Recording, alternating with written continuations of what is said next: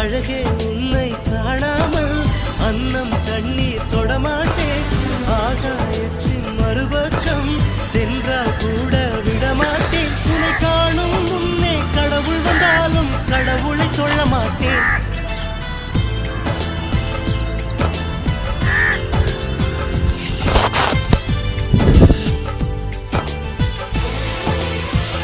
எங்கோ ஓர் சாலை வளைவில் உன் பிம்பம் தொலைந்ததடி. அங்கே